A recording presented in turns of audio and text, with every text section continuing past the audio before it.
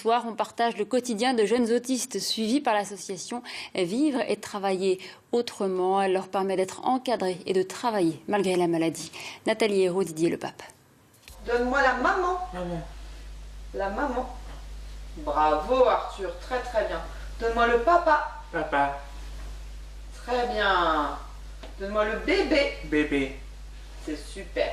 Donne-moi Ce le jour-là, canapé. Arthur réussit brillamment son test d'aptitude. 8 mois plus tard, c'est un grand jour pour ses parents. Leur fils signe aujourd'hui un CDI. On est aujourd'hui vraiment très content de ce dispositif et encore plus ravis qu'Arthur nous rejoigne. Et puis voilà, c'est que le début pour lui d'une longue aventure. Et pour vous aussi. Voilà, donc on va te donner ton contrat à signer, si tu veux bien, s'il te plaît. La scène peut sembler banale, mais Arthur n'est pas un jeune homme comme les autres. Il est atteint du trouble du spectre de l'autisme. Sa scolarité a été compliquée. Pour sa maman, le chemin a été long. Je me suis détachée vraiment de cette peur de l'avenir, d'avoir l'enfant parfait, parce qu'il y a quand même un deuil à faire dans l'autisme de l'enfant parfait. C'est tout de suite, quoi. Dès qu'on sait, il faut agir. Il ne faut pas laisser, comme Arthur, il a été pris en charge beaucoup trop tardivement.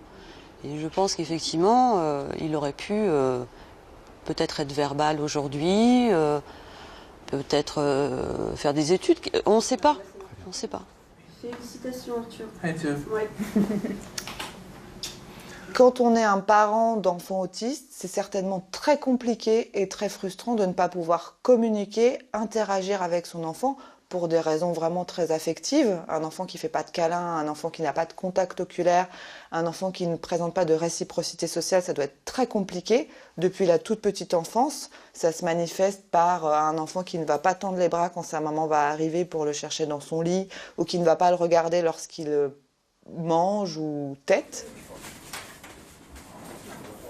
L'autisme affecte le système nerveux dès le ventre de la maman. Communiquer est difficile pour eux. Leur pensée est très visuelle. Donc la commande, c'est 9 bacs à remplir. Donc en fait, il met 1, 2, 3, 4, 5, 6, 7, 8, 9 et il enlève à chaque fois qu'il a fait un bac. Dans cette usine filiale d'Andros de 450 salariés, 8 personnes autistes sont en CDI, une première en France. Chaque matin de la semaine, pendant 3h30, les jeunes sont au travail. Avec Terence, Arthur ouvre les cartons et trie les pots. L'espace est entièrement organisé pour eux. Chaque référence est signalée par une affiche de couleur, de manière à ce que les garçons se repèrent, soit avec le chiffre, soit avec la couleur, en fonction de leurs compétences. Pour traverser, une signalétique a été mise en place. C'est à nous de nous adapter au niveau de compréhension de la personne. Donc si l'outil ne fonctionne pas, on le teste sur un temps donné et défini aussi en réunion. Et donc si l'outil ne fonctionne pas, on le réadapte, puisque l'objectif c'est de s'adapter à la problématique de la personne, à son niveau de compréhension et pas l'inverse. Après la matinée de travail, les jeunes retournent chez eux, à la maison du parc située aussi à Auneau, en Eure-et-Loir. Un bâtiment niché au cœur d'un jardin de 20 hectares. Il a été entièrement rénové par Andros et prêté à l'association Vivre et Travailler Autrement. La maison est financée par le conseil départemental et par les loyers des chambres payés par les autistes.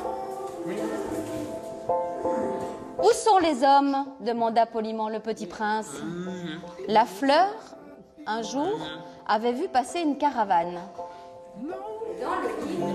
Tous les jours, des activités sont proposées à la maison du parc. On va essayer de partir de cette histoire-là pour dessiner. On va dessiner le petit prince. Le petit prince ? Oui. Et là, Luc, c'est la fleur ?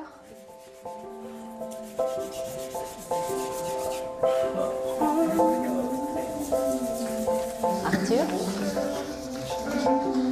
Qu'est-ce qu'il y a après comme image ? Renard. Un renard. Peur. C'est une émotion du moment et On ne cherche pas spécialement à révéler quelque chose d'eux. C'est un moment où ils sont libres d'expression. Le trouble du spectre de l'autisme varie d'une personne à l'autre. Certains parlent ou écrivent, d'autres non. Donc vous pouvez avoir une personne autiste qui présente des compétences intellectuelles dans les normes, voire supérieures à la norme, comme vous pouvez avoir une personne autiste qui a une déficience intellectuelle associée, légère, moyenne à sévère. Donc on a affaire à des profils complètement différents. On peut être autiste et faire des études. Luc travaille chez Andros et c'est grâce à lui que le dispositif existe. Son père, Jean-François Dufresne, directeur général, est à l'origine du projet. Il se bat pour que les autistes travaillent, car en France, seulement 5% ont un emploi. La caractéristique française, mais qui est assez répandue de toute façon, c'est de considérer que quand on voit un handicapé, de se dire mais qu'est-ce qu'il ne peut pas faire ? Qu'est-ce qu'il ne peut pas faire ? Et moi, ce qui m'intéresse, c'est qu'est-ce qu'il peut faire ? Et comment je l'aide à pouvoir faire et pouvoir exprimer ses compétences. L'objectif, c'est qu'ils nous quittent. C'est que certains d'entre eux, ils n'y arriveront peut-être pas tous, mais que certains d'entre eux puissent acquérir un tel niveau d'autonomie qu'ils puissent aller travailler, peut-être pas qu'à mi-temps, peut-être pour certains à plein temps, et que, parallèlement, ils puissent avoir un appartement en ville.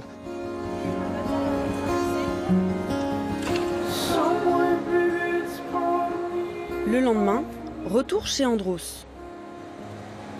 Là, c'est des yaourts au chocolat. Et ensuite, il y a différents postes où chaque jeune va s'installer sur le poste sur lequel il est mis au niveau de la photo.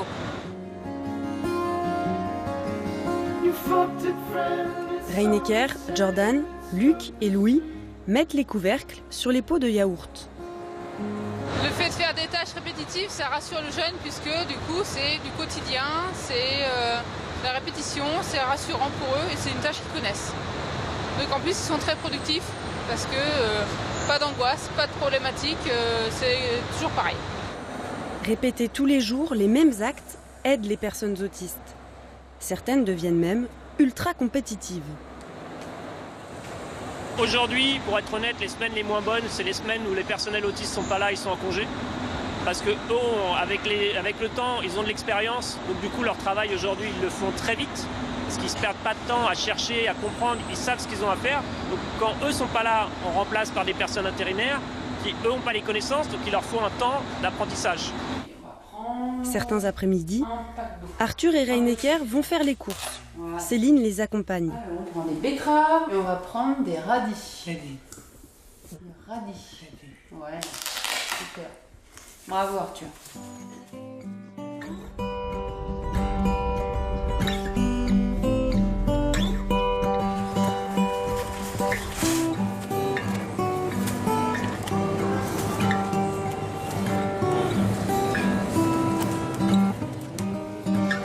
Arthur, viens voir la dame, elle te demande pour combien de personnes?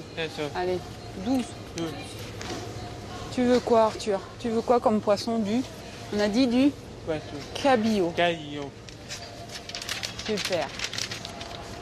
Bonjour. Ils viennent souvent le lundi et je les passe souvent à ma caisse.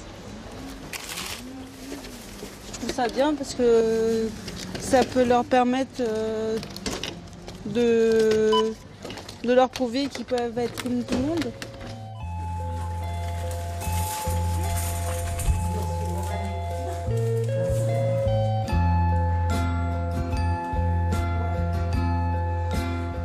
Tous les soirs, les jeunes racontent leur journée. Un rituel qui les force à prendre la parole. C'est Arthur qui commence. C'est parti.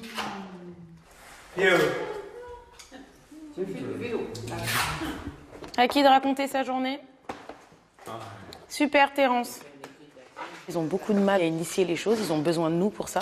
Et là, justement, c'est ce qu'on travaille avec eux. C'est pour ça qu'au début, on dit qui veut le faire. On leur propose, mais on ne désigne pas. C'est pour qu'ils puissent avoir l'initiative et qu'ils arrivent à demander d'eux-mêmes. C'est très important. Bonne nuit, Lolo.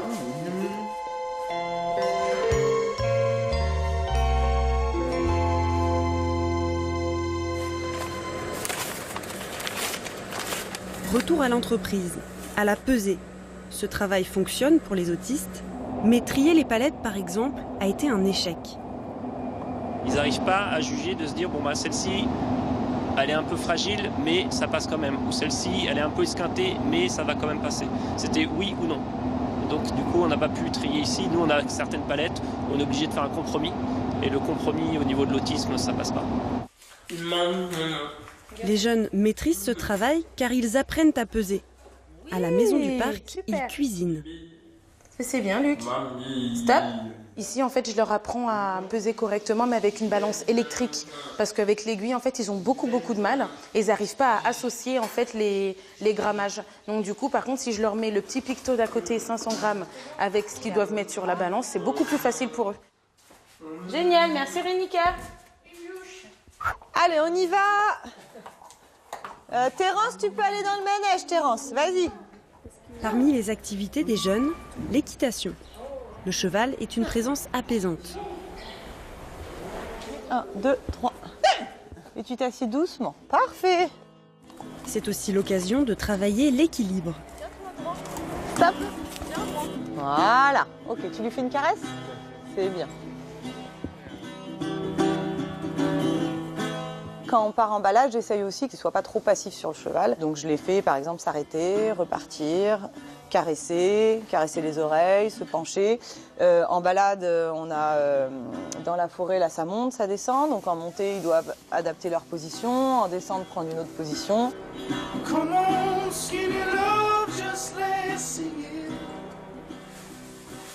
La journée se termine, c'est le départ en week-end.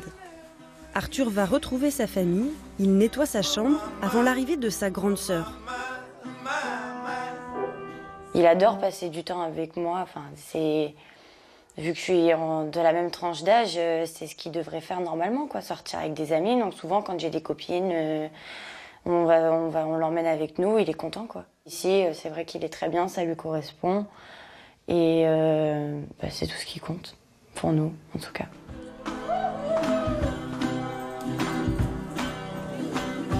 L'enfance d'Arthur a été compliquée. Chaque sortie était source d'angoisse, le regard des autres, les insultes dans la rue. De manière très positive, il s'est ouvert. Voilà ce qu'on peut dire, il s'est ouvert. Il accepte beaucoup plus l'imprévu, il accepte beaucoup plus les autres. Ça fait peur au début quand on vous l'annonce. Et puis finalement, notre vie s'est fait aussi autour. Et ma vie professionnelle a complètement été bouleversée aussi grâce à Arthur. Et grâce à Arthur, je suis la personne que je suis aujourd'hui. Avoir un emploi et être accompagné, pour les autistes, c'est une première en France. Un exemple que 2 autres entreprises veulent mettre en place. Jordan, Luc, Reinecker, Terence, Arthur. Leur monde peut nous paraître étranger, mais tous ces jeunes évoluent au quotidien. Grâce à ces expériences, ils pourront peut-être un jour être autonomes.